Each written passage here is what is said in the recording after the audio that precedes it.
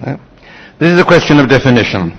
Nowadays, the word genocide is used very loosely, even in cases where no bloodshed is involved at all. And I can understand the annoyance of those who find it refused. But in this particular case, the point that was being made was that the massacre of the Armenians in the Ottoman Empire was the same as what happened to the Jews in Nazi Germany. And that is a downright falsehood. What happened to the Armenians was the result of a massive Armenian armed rebellion against the Turks, which began even before war broke out and continued on a larger scale. Great numbers of Armenians, including members of the armed forces, deserted, crossed the frontier, and joined the Russian forces invading Turkey.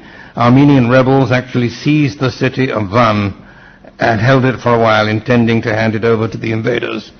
There was guerrilla warfare all over Anatolia. I mean, this was what we nowadays call a national liberation movement of the Armenians against Turkey. And the Turks certainly resorted to very ferocious methods in repelling it. There is clear evidence of a decision by the Turkish government to deport the Armenian population from the sensitive areas, which meant virtually the whole of Anatolia, not including the Arab provinces, which were then still part of the Ottoman Empire. There is no evidence of a decision to massacre. On the contrary, there is considerable evidence of attempts to prevent it, which were not very successful.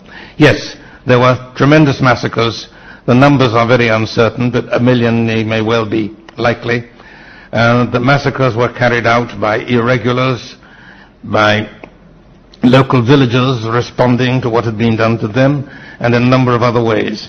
But to make this a parallel with the Holocaust in Germany, you would have to assume that the Jews of Germany had been engaged in an armed rebellion against the German state, collaborating with the Allies against Germany, that in the deportation order, the cities of Hamburg and Berlin were exempted, that persons in the employment of the state were exempted, and the deportation only applied to the Jews of Germany proper, so that when they got to Poland, they were welcomed and sheltered by the Polish Jews.